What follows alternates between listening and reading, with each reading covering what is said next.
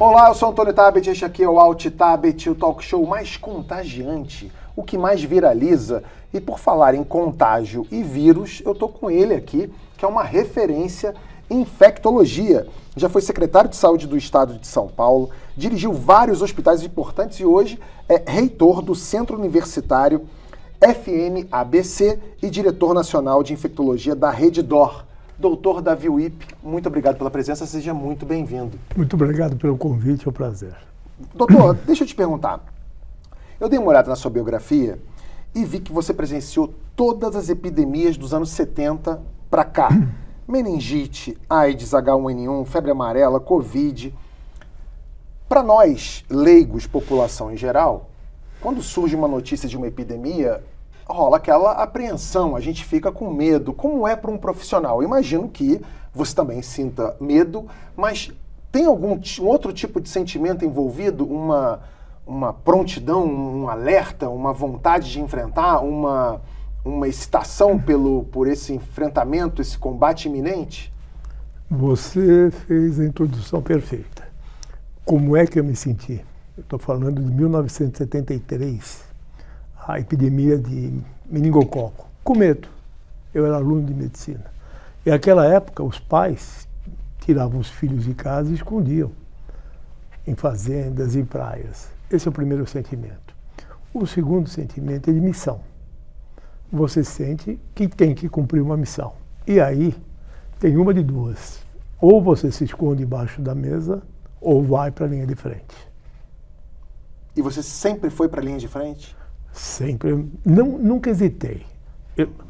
Esta última do Covid, inclusive contra o posicionamento de toda a minha família, porque já 3 estentes, não sou mais tão novo, você está brincando que você vai coordenar a pandemia de São Paulo. Uhum. Eu falei, nunca fiz diferente, vou fazer de novo. E não me arrependi, foi muito bom. Qual dessas epidemias todas, a de Covid foi a que te deu mais medo? Não, o que deu mais medo foi da AIDS, porque era totalmente desconhecido. E, por uma enorme coincidência, nós, no consultório, vimos o primeiro caso autóctone de AIDS no Brasil. O que é isso? O primeiro brasileiro que pegou AIDS de outro brasileiro. Me refiro a 1982. Uhum. Nós publicamos o caso em 83. Era desconhecido. Nós não sabíamos o que causava, nós não sabíamos como transmitia, o que se chamava à época de grupo de risco e história. Estou falando de 82, o vírus foi descoberto em 85. Então calcula esses 3 anos de terror, as pessoas morrendo, os médicos não querendo atender esses pacientes, porque temiam o contágio, então foi uma doença assustadora. Não só médicos, né? Eu lembro naquele episódio nos Jogos Olímpicos de 92, que o Magic Johnson era HIV positivo e os outros times não queriam nem enfrentar a seleção americana com medo de contágio, né? E nessa época, ali meados da década de 80 até meados da década de 90, a pessoa dizer que era HIV positivo, o vírus da AIDS, era quase como uma sentença de morte, né? Como é que o senhor falava isso para os pacientes? Como é que era essa interação?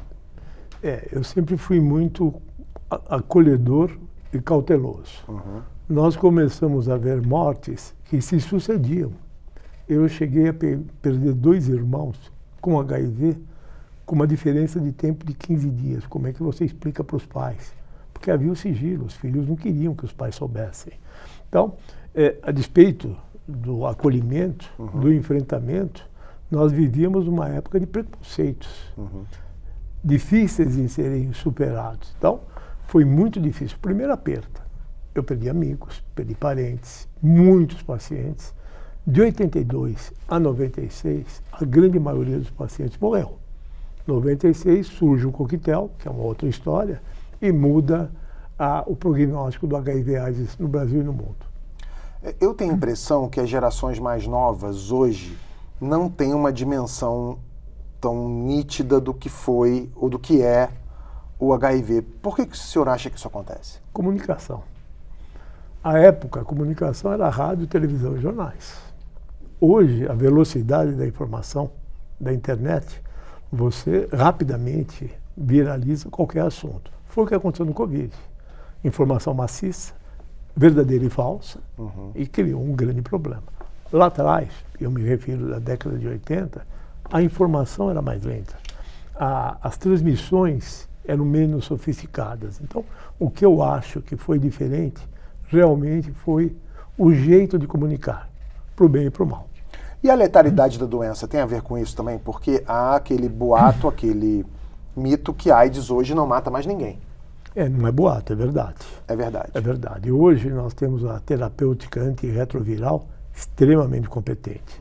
Então, um indivíduo diagnosticado precocemente, bem tratado, ele tem uma vida semelhante a qualquer outra pessoa. O que não quer dizer que vale a pena correr o risco de pegar AIDS, porque implica tomar medicamentos, fazer exames, ter efeitos adversos dos medicamentos. Então, a preocupação e o zelo é o mesmo, mas hoje é uma doença sob controle, tanto do ponto de vista de tratamento como de transmissão.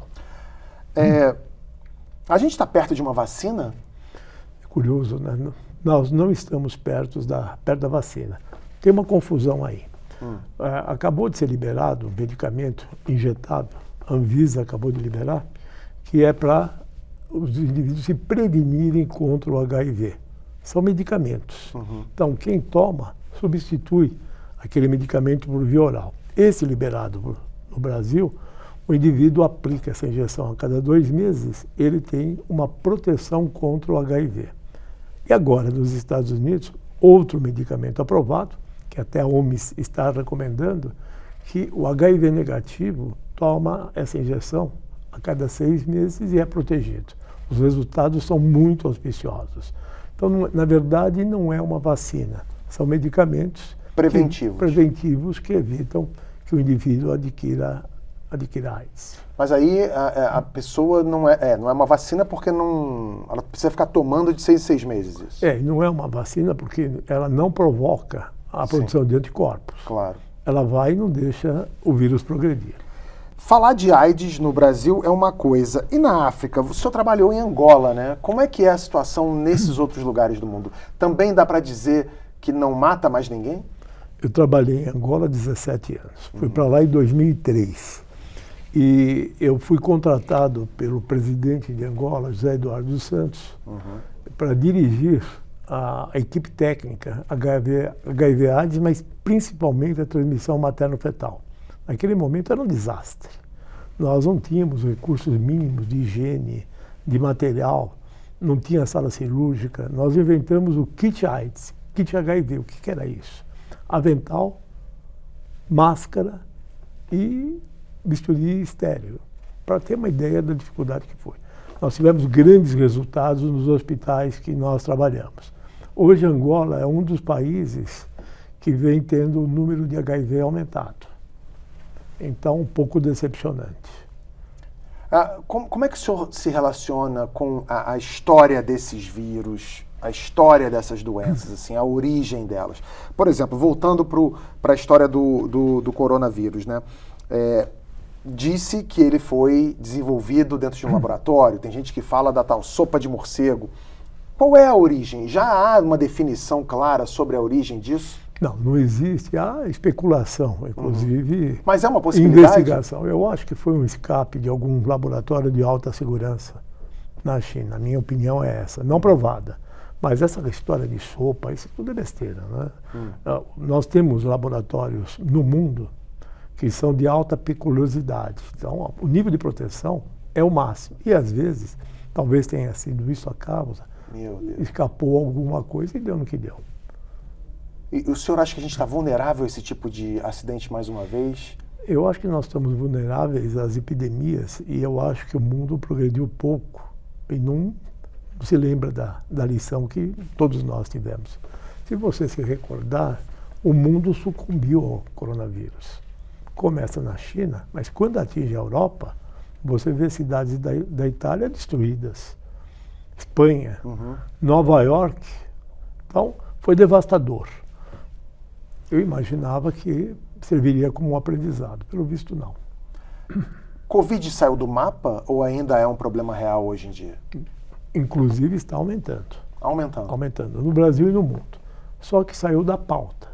Ninguém fala. Mas e a letalidade ainda é a mesma? É assim, nos indivíduos protegidos por vacina, em doses adequadas, ele é imensamente menos letal. Nos extremos de idade, principalmente nos mais velhos, com comorbidades, indivíduo que sofre de coração, de pulmão, não vacinado, é uma doença eminentemente grave e mortal. O senhor deve ter muito contato com esse tipo de vírus e bactéria. O senhor se sente protegido? Já teve algum acidente? Porque se eu sofrer um acidente, no meu ambiente de trabalho, se eu sofrer um acidente aqui, derrubar esse café, essa água aqui, eu vou, no máximo, dar uma cagada aqui no cenário do UOL. Mas se eu derrubar uma plaquinha de Petri, de repente, tem um acidente lá meio grave. Como é que o senhor lida com isso? Não, comigo foi pior. Foi pior? Foi pior, porque eu era fui médico do Hospital das Clínicas por muitos anos.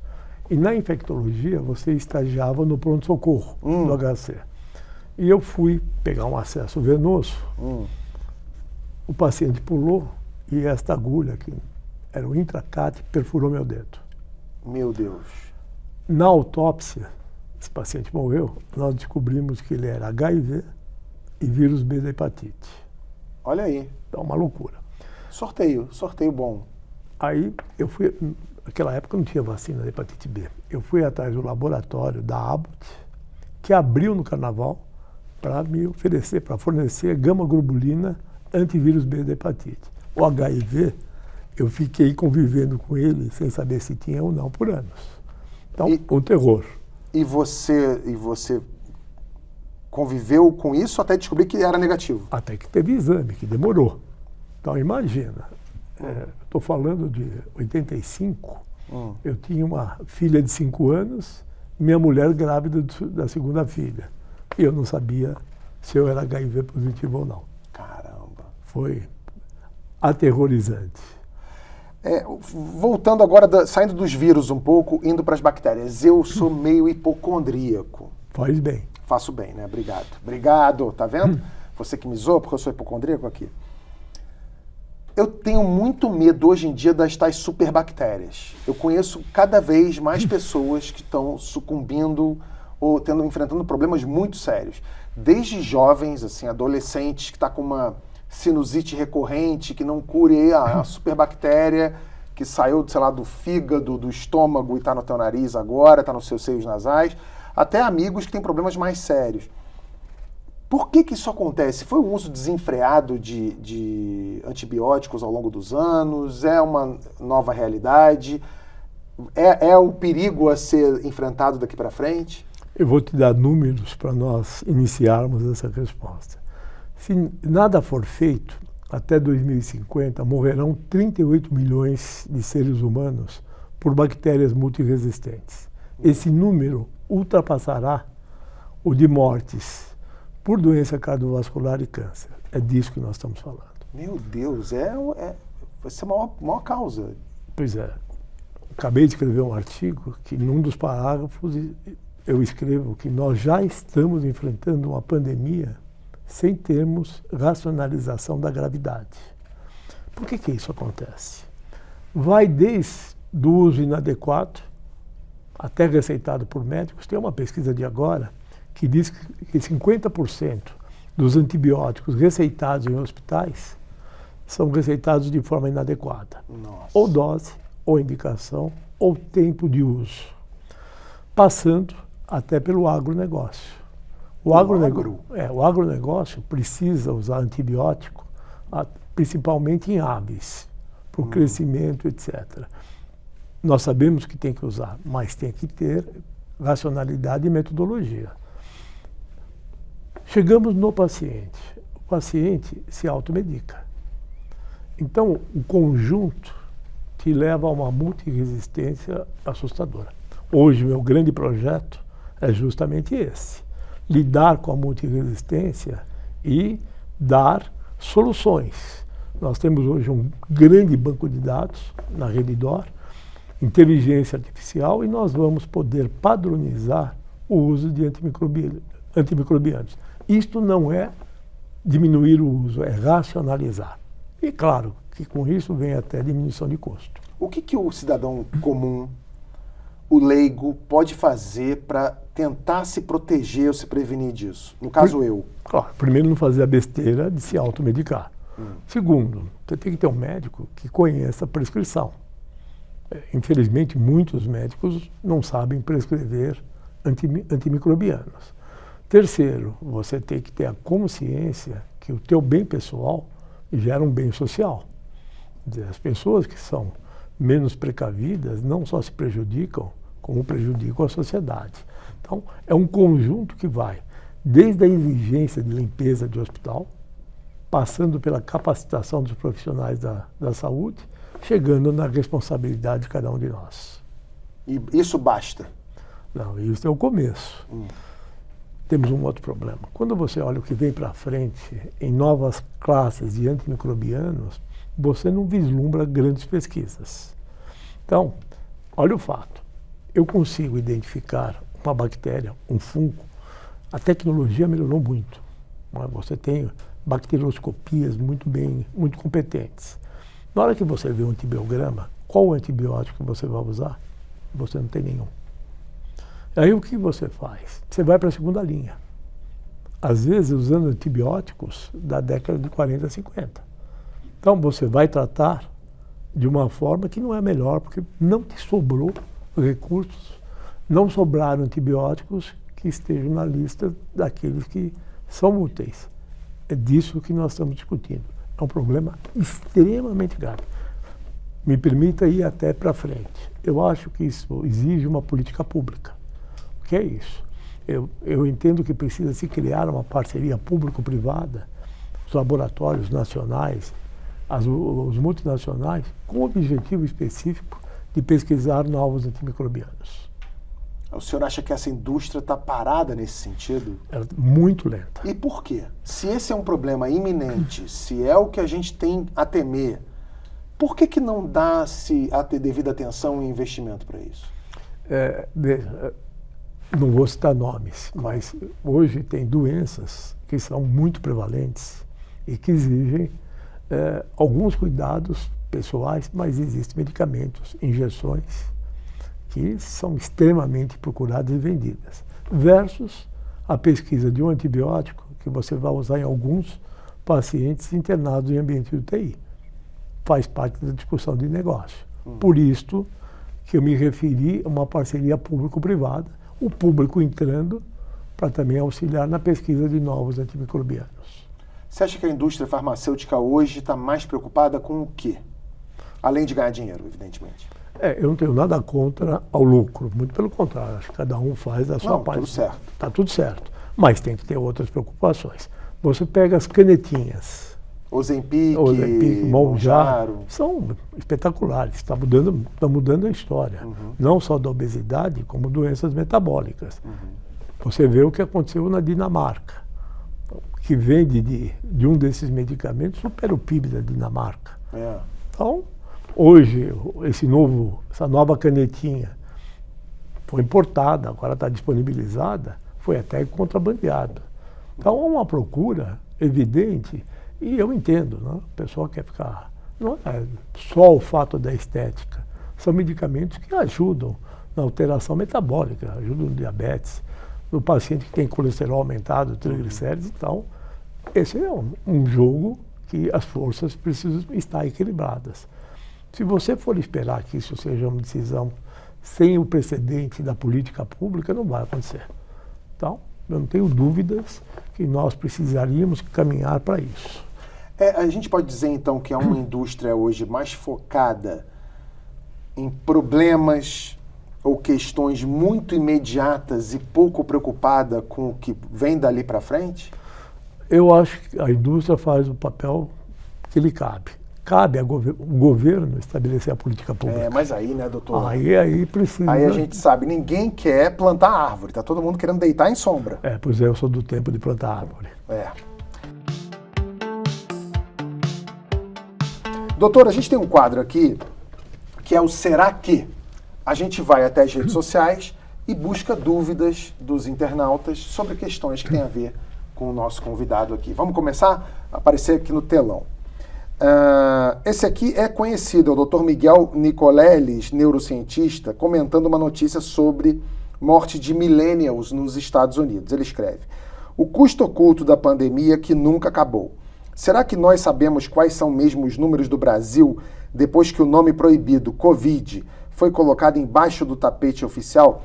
Isso eu queria te perguntar, doutor, o senhor que estava lá na linha de frente, o senhor acredita que houve uma subnotificação de casos e mortes? Como é que se investiga isso? Não há hipótese que algo tenha sido feito de uma forma voluntária. Você tem o limite da competência que cabe naquele instante. Então, no primeiro momento, nós não tínhamos testes suficientes que foram difíceis, nós tivemos que ir atrás. Então, foi subavaliado, não tenho dúvida. Morte é diferente. Nenhum médico gosta de anunciar mortes. E nós todos os dias anunciávamos mortes. Se houve alguma coisa, não foi com a intenção de esconder notícia, de apagar o que estava errado. Muitas vezes a subnotificação, e não há dúvida que ocorreu, foi por falta de recursos diagnósticos. Foi melhorando. São Paulo, por exemplo, nós criamos uma rede de laboratórios públicos e privados que a partir de um determinado momento deu conta. Tá. Vamos para a segunda, da Eva Reis. Ela escreve aqui: antes de eu assistir ao filme do Ney Matogrosso, eu já sabia que ele havia tido um relacionamento com o Cazuza, que morreu com HIV. Daí eu assisti para saber se ele tinha o vírus e o cara não pegou. Como é que isso é possível? Existem pessoas que são naturalmente imunes contra o vírus do HIV, né, doutor? Por que isso acontece? Essas pessoas já foram estudadas? Isso pode ser um caminho para tal vacina que não chegou ainda? Primeiro que eu também assisti o filme e gostei muito. Me remonta para a época do começo da pandemia. Segundo que é isso mesmo, você tem alterações genéticas que te protegem, especialmente uma que é o CCR5. Então, pessoas com essa alteração, a despeito de muito expostas, não soro convertem. E esta teoria é uma linha de pesquisa muito clara. Hoje nós temos medicamentos que atacam justamente essa alteração de proteção de alguns indivíduos. Tem muitos trabalhos que falam sobre esse perfil de indivíduos que, a despeito de expostos, nunca foram converteram. Eu vi um comediante americano outro dia fazendo uma piada sobre isso, em relação ao HIV do Magic Johnson.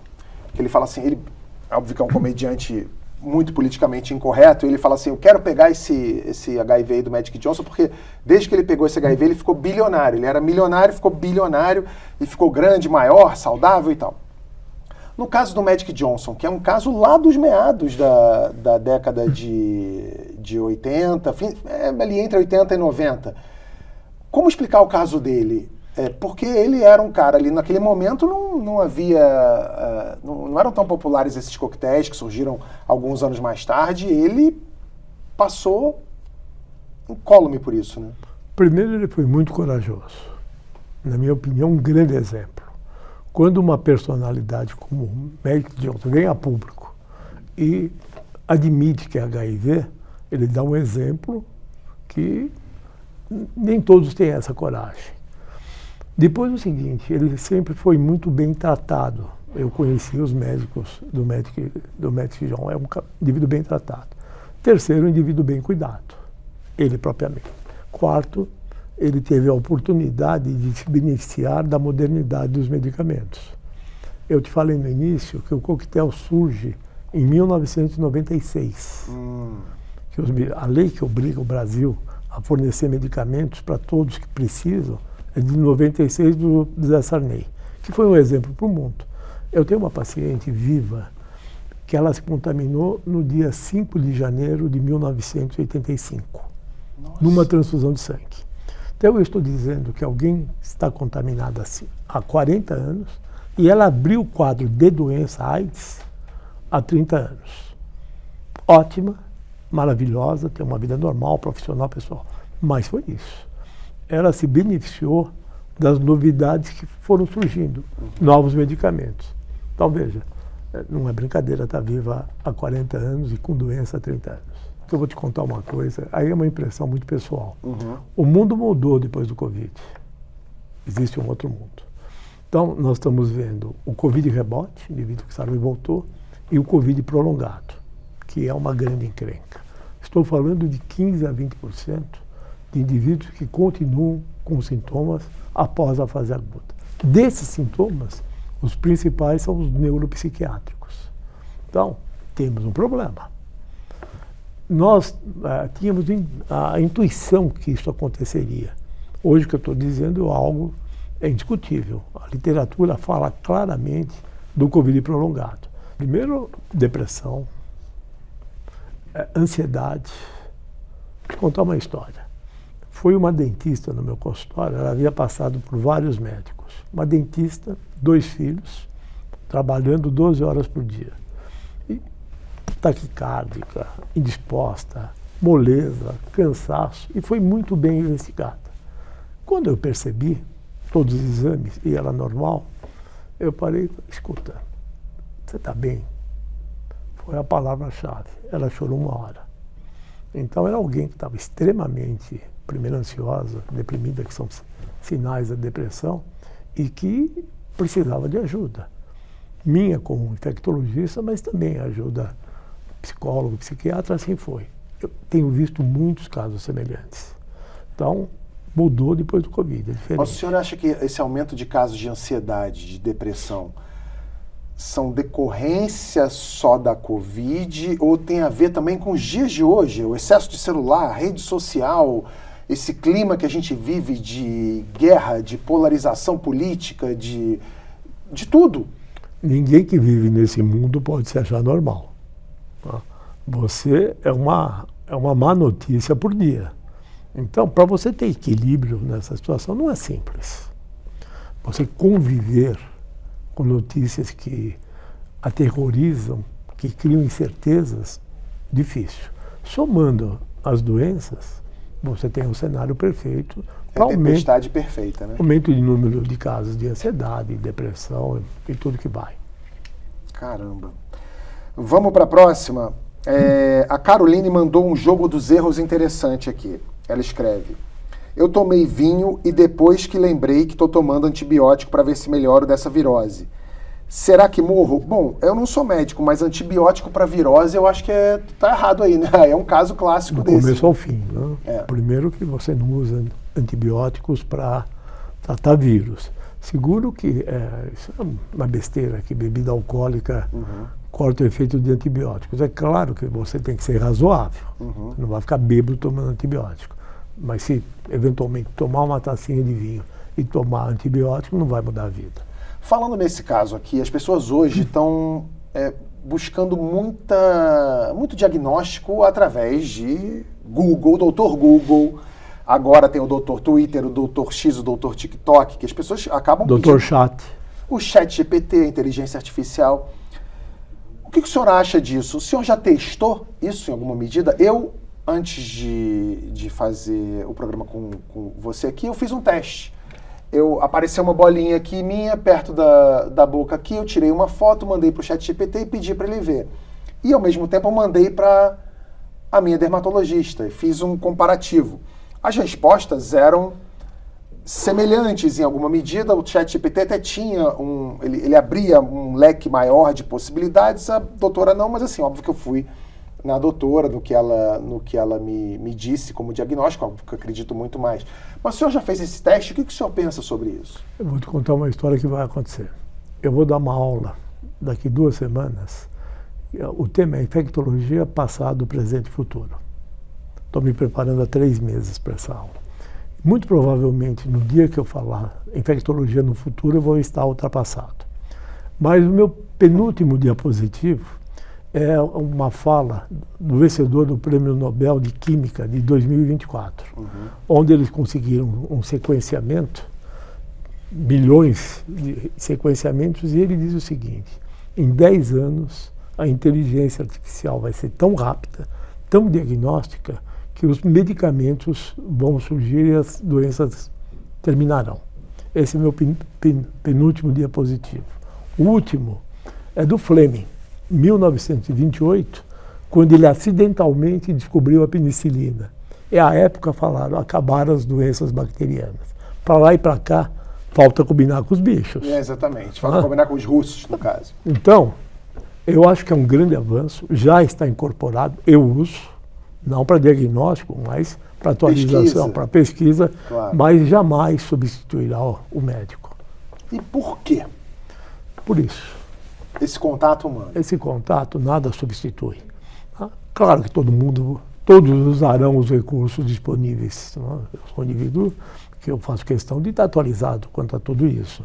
Mas o contato pessoal, o acolhimento, olhar no olho, isso ninguém vai fazer. Uma vez eu entrevistei uma médica aqui, a doutora Ludmila Rajá, e ela me falou muito sobre intuição, que existe uma intuição também. O senhor acredita nisso? Eu vou talvez trocar a palavra. Intuição por fé. Eu sou um indivíduo com muita fé. Quero te dizer que às vezes eu me surpreendo com diagnósticos que eu falo, da onde eu tirei. Quem trabalha comigo tem essa mesma sensação. Não sei definir entre intuição e fé. Eu prefiro, por ser um indivíduo católico, praticante, eu prefiro entender que é a fé que eu tenho. Ciência e fé são imbatíveis.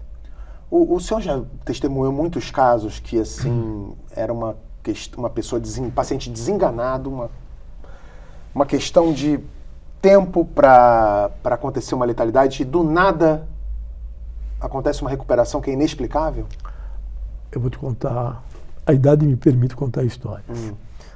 Um dia chegou no consultório um casal, o senhor com 75 anos, a senhora com 73, os dois com Covid. O senhor levando a senhora para consulta, a senhora foi para casa, o senhor foi internado. Ele ficou internado 1 ano e 2 meses. 1 ano e 2 meses. No 6º mês, todo mundo achou que ele ia morrer, inclusive a família. Subitamente, este homem acorda, dá um sinal de vida e depois fica em coma entre aspas, mais 3 meses. Ele saiu vivo depois de 1 ano e 2 meses. Foi motivo até de reportagem, porque é inacreditável tudo o que aconteceu. Saiu com problemas, claro. Desconforto respiratório, em diálise, mas contar a história médica dele é absolutamente espetacular. Tudo que foi superado e tudo que ele superou. Incrível. Estamos falando aqui de fé, estamos falando aqui de ciência, mas hoje qualquer brasileiro, né, tem acesso a tratamentos como florais, constelação familiar, imposição de mãos, isso tudo está disponível pelo SUS como medicina alternativa. O senhor acha que tem alguma coisa a ver uma coisa com a outra? O senhor acha que isso aqui ajuda de fato? Olha, aos 73 anos, eu estou do lado do que dá certo. 50 de formato. Eu vi muita coisa. Se ajuda e não atrapalha, não estou falando de medicamentos, mas se o indivíduo acredita em religião, seja qual for, se ele se sente confortado por conta disso, eu acho que vale a pena. As pessoas me falam, eu benzi erisipela. A minha avó benzia erisipela. Benzia o herpes zoster, o cobreiro, que hoje é uma encrenca, e dava certo, porque não passava de um lado para o outro, porque o nervo não passa de um lado para o outro. Mas naquele tempo se acreditava. Então eu acho que, sendo do bem e ajudando, está tudo certo. Mas esse também não é, em alguns momentos, o argumento de quem... de alguma parcela, não de todos, das pessoas que são contra a vacina, por exemplo? Isto eu não admito. Hoje, uma pessoa que é contra a vacina, eu acho que tem que ser investigado, ele tem que ser acusado e até preso. Porque nós não estamos discutindo um bem pessoal, nós estamos discutindo um ganho social. O que mudou a vida? O que mudou o mundo? 3 coisas: antibiótico, vacina e água tratada. Se você olha a história, é isso. Então, não se admite esse posicionamento, porque não tem base científica. Eu revisei tudo que você puder imaginar, eu não encontrei um argumento que justifique alguém ser contra a vacina. Vacina tem efeito adverso? Claro que tem. Tudo tem. Mas você pesa o risco-benefício. Eu vou te falar uma novidade de agora. A cardiologia, a doença cardiovascular, tem 3 pilares de sustentação: controlar a hipertensão, controlar o diabetes e tratar as alterações metabólicas. 3. Surgiu a 4ª, que é vacina. A vacina contra a herpes zoster, contra o vírus essencial respiratório, contra a influenza, diminui o risco cardiovascular. Aí me fala, mas tem efeitos colaterais para o coração tomar vacina. O risco de você ter um efeito colateral é menor que 10 por 100 mil vacinados. Então, são essas as contas. A vacina, além da proteção objetiva, ela tem uma proteção secundária para doentes crônicos. O senhor falou, óbvio, de responsabilizar pessoas que têm algum poder de influência, políticos, pseudocientistas que atacam a vacina por motivos ou religiosos ou políticos também. Mas o que o senhor pensa sobre médicos que fazem isso? Eu vi médicos durante a pandemia atacando a vacina e receitando cloroquina, ivermectina, e eles estão aí até hoje. Eu também vi, eu acho inaceitável. Esses médicos conhecem minha opinião. Quer dizer, aí ou você tem embasamento científico ou não tem. O que eu falo aqui é fruto de 50 anos de pesquisa e estudo. Então, eu não admito que as pessoas, especialmente médicos, falem contra algo tão provado cientificamente. O senhor foi secretário de Saúde de São Paulo por 5 anos, depois voltou. O senhor tem vontade de continuar? Não vai? Vai ficar de fora agora um tempo? Se recebesse um convite? Eu acho que a minha fase, eu chamo de missão política, venceu. Então, são momentos da tua vida que eu entendo que são importantes. Eu adorei ser secretário de Estado. Na verdade, eu fui 2 vezes secretário de Estado e uma ciência e tecnologia. Por quê? Você consegue mudar a história. Você tem um poder que, bem utilizado e bem apoiado, eu tive 2 governadores que me apoiaram muito. O Geraldo Alckmin e o Rodrigo Garcia. E depois, coordenando a pandemia, eu fui muito apoiado pelo João Dória. Mas eu acho que venceu o tempo. Eu acabo o meu mandato de reitor, meu 8º ano de reitor, no final do ano. Venceu o meu tempo. E aí é um aprendizado. Você tem que saber virar a chave. Ir para a próxima. Eu sei que o senhor virou a chave e quer ir para a próxima, mas eu preciso perguntar.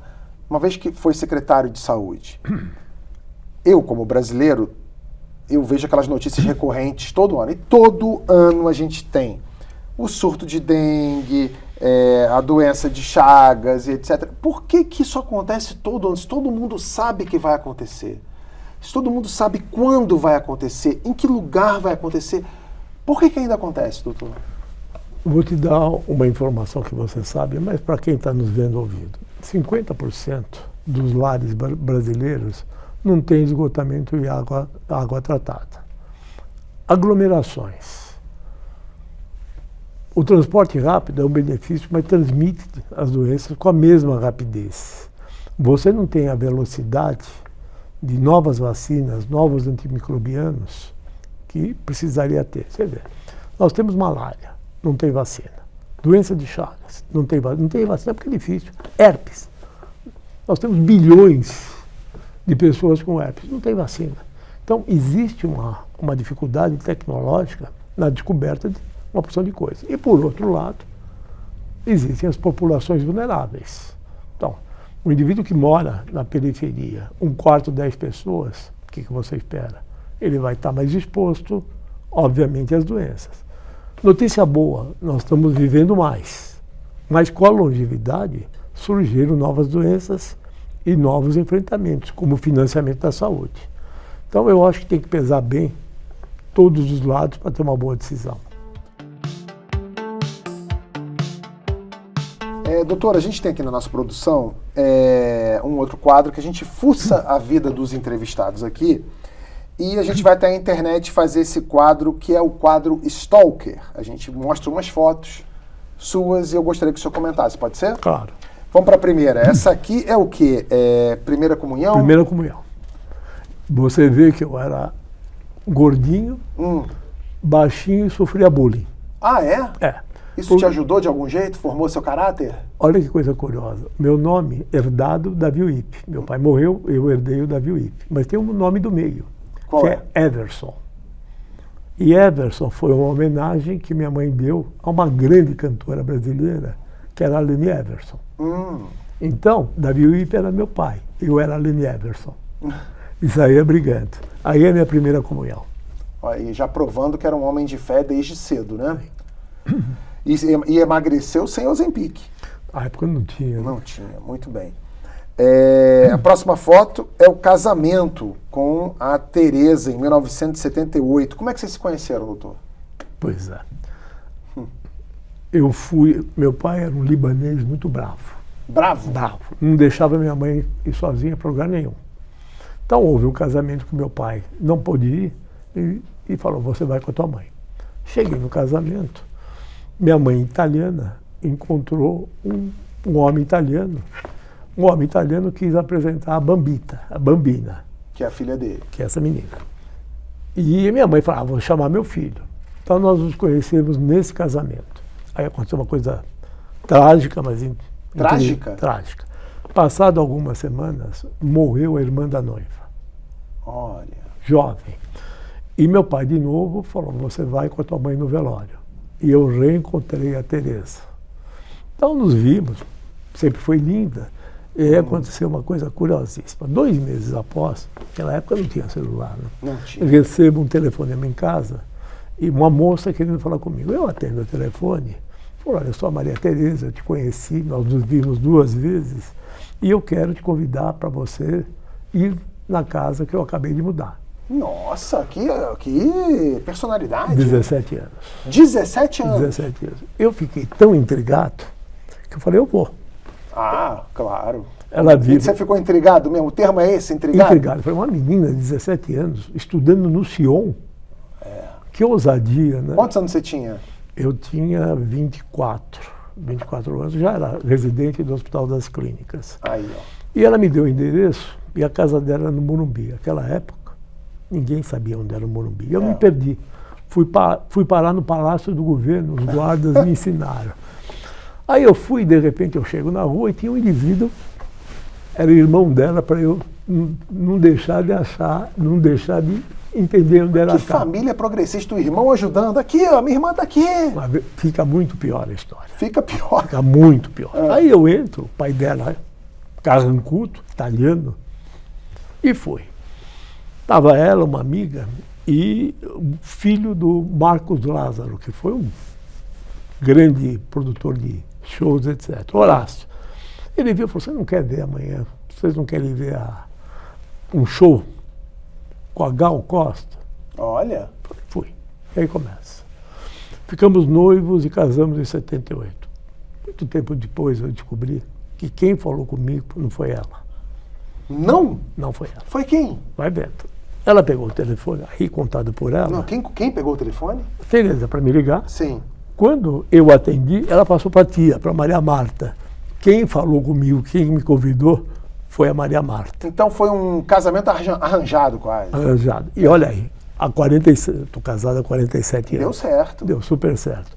Mas o interessante é que eu soube disso depois. Olha. Né? Quer dizer, eu falei...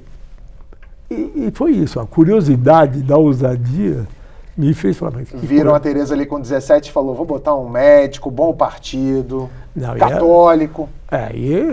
Sempre foi linda. Muito bem, vamos para o próximo. Aqui é você com os filhos, a Carolina, Rafael e Juliana. Não tivemos médicos aí, né? Pois é, a Juliana é veterinária, a Carol é advogada, mas agora está num negócio que tem a ver conosco. Ela faz turismo médico. Como é que é isso? Turismo é um nome chato. Mas a Carol, ela traz e leva pacientes de qualquer lugar. E dá retaguarda. Por exemplo, eu tenho um paciente que é de outro estado, tem alta. O que ele faz em São Paulo? Então, ela adequa ao hotel e criou um sistema muito interessante. Hoje tem empresários que vêm de outros países e querem ter retaguarda. Então, ela providencia médico, ela é a Roberta, que é a sócia, enfermeira, médico que fala inglês 24 horas, saída rápida, leito de hospital instalado. Até aproveitando a tua audiência, vai haver o primeiro congresso de turismo médico em novembro, a partir da primeira associação de turismo médico. E o Rafa tem empresas de kombucha, de chá, de sucos. Olha, foi todo mundo para outro lugar, né? As duas são casadas, a Juliana com o Thiago, que trabalha comigo, tem 2 filhos, a Carol com a Lê tem 2 filhas, e o Rafa vai casar 25 de abril. Muito bem, eu tenho um filho mais novo que quer ser médico. Aí, conforme for, eu mando ele trabalhar com você aí. Vai ser um prazer. Olha, uma conversa comigo, ele vira médico, que eu não consegui com meus 3 filhos. Muito bem, maravilha. Vamos para a próxima? Aqui é você com sua mãe, Natália. Minha mãe completou 97 anos e está viva. Aqui. E aqui você com seu pai. É o Davi Wipp. Davi Wipp. Meu pai, infelizmente, morreu. Seu pai caminhoneiro, sua mãe costureira. O meu pai, primeiro, foi ajudante de motorista de caminhão. Ah, é? Depois ele dirigiu o caminhão, depois ele foi taxista. E minha mãe costurava para fora. Quantos anos você tinha nessas fotos aqui, você sabe? 1 ano no máximo. E o que te fez? Como é que você chegou na medicina? Como é que foi? Pai libanês. Meu pai era um homem espetacular, mas tinha um curso primário. Então qual era o sonho do meu pai? Ter um filho médico, ou advogado, ou engenheiro. Meus 2 irmãos são advogados, eu sou médico. Eu entrei na faculdade com 17 anos. Meu pai era filho de libaneses e médico, mas eu não quis seguir. Minha mãe também médica, eu também não quis seguir. A próxima foto, formatura em 1975, cabeleira, bigode de respeito. E na legenda dessa foto no Instagram você fala que foi um aluno desinteressado nos primeiros 2 anos. Por quê? E o que mudou? Muito novo, 17 anos. Eu fiz o terceiro científico em escola estadual. Eu fiz ginásio científico em escola estadual. Fiz um cursinho objetivo e entrei direto na faculdade, imaturo. A partir do 3º ano, eu levei a sério e até hoje. Só para você entender, meu apelido à época era Coalhada. Coalhada? Eu acho sacanagem. Tá muito mais aí para um Frank Poncherello do que para um Coalhada, apesar do bigode, né? Gostei. Mas tá bonitão. Ó, hoje aqui, você vai em Santa Cecília, tem uns 6 desses, né, em cada esquina. Pois é, você sabe que meu cabelo era bem volumoso. Sim. Depois que eu entrei na faculdade e fiquei careca, ele ficou de outro jeito. Eu gostaria de pular. Aliás, vamos falar, medicina tá aí, né? Resolver caneta que emagrece, a injeção que derruba o vírus da AIDS e tal. Calvície... Transplante? Foda-se. Não, transplante não. Não, transplante não. Eu quero um comprimido que começa a crescer de volta o teu cabelo mesmo ali. Nada, né? Tenho esperança por você. Mas no momento é transplante de cabelo mesmo. Não quero, tô bem assim. Cabelo não te faz falta. Não. Te dá, você tem a tua personalidade, tá estampado, imagina. Testosterona, pô. 51 anos, estou batendo 1.100 de testosterona, sem chip, sem remédio, sem nada. Que inveja. Pô.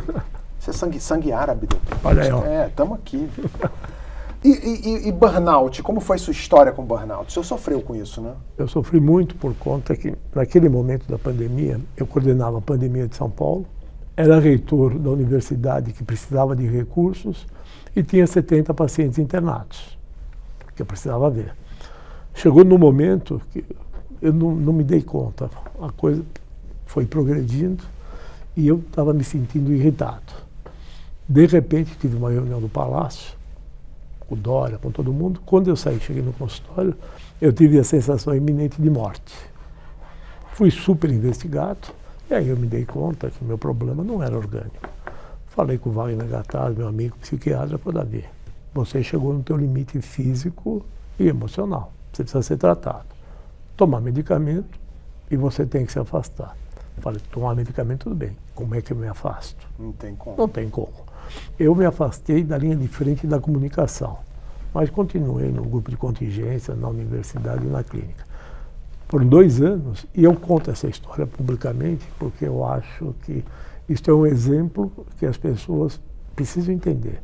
Todo mundo tem seus limites, todo mundo pode ser vulnerável, tem que buscar ajuda e cura. Estou ótimo, não tenho nada, passei por maus momentos, mas que sirva o exemplo que essas pessoas procurem ajuda. Doutor Davi Wipp, o senhor ao longo... Eu tenho uma amiga que é médica, ela é pediatra neonatal. E ela, no início da carreira, eu sou amigo dela há muitos anos, e ela, no início da carreira, ela ficava destruída quando um bebê vinha a falecer, e acontece. Hoje em dia, depois de muitos anos, ela fala que já não tem mais esse sentimento natural, que cria-se um distanciamento. Como é que o senhor lida com a morte? O senhor viu muita gente falecer nesses anos todos de carreira. Como é que é a relação de um médico experiente com a morte e com a família ao redor? Sinto como a primeira morte. Eu sofro. É. Não lido bem não com morte. Não gosto. Vou até... sou muito experiente em lidar com isso. Vou, claro, assisto, mas que eu me sinta confortado, conformado, não aprendi ainda. Agora, ontem eu recebi um aviso que um paciente antigo morreu. Eu respondi, eu sinto muitíssimo, sinto mesmo, é uma pessoa que eu amava, como é que eu não vou sentir? Então, não me desprendi dos meus velhos sentimentos. Doutor, para terminar, eu gostaria que o senhor me contasse uma coisa que o senhor nunca contou para ninguém. Essa eu pensei antes. Ótimo. Mas é assim, essa eu nunca contei, ninguém soube. Teve um prefeito em São Paulo chamado Celso Pitta. Sim. Num determinado momento, ele foi afastado e entrou um novo prefeito, Régis de Oliveira. O deputado Régis me convidou para ser secretário da Saúde. Eu era novo, eu falei, com quem eu vou me aconselhar? Não sei se ele vai ficar, não. E eu liguei para o Mário Covas, governador. Falei, governador, tenho esse convite. Ele falou, Davi, não aceita porque esse prefeito não vai durar 15 dias. O Celso Pitta vai voltar. Por que eu estou contando isso? Porque minha vida política começa aí.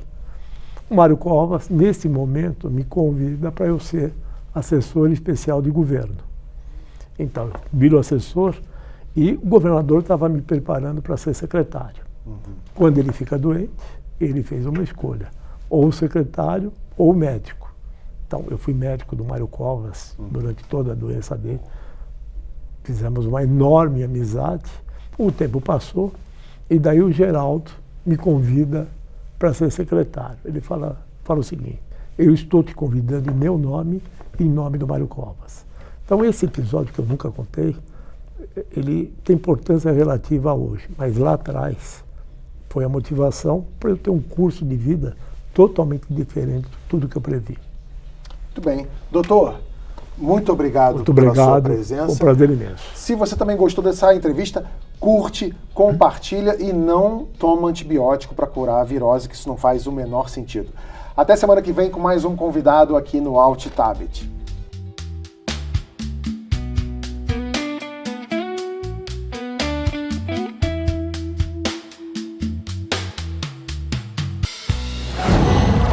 Qual?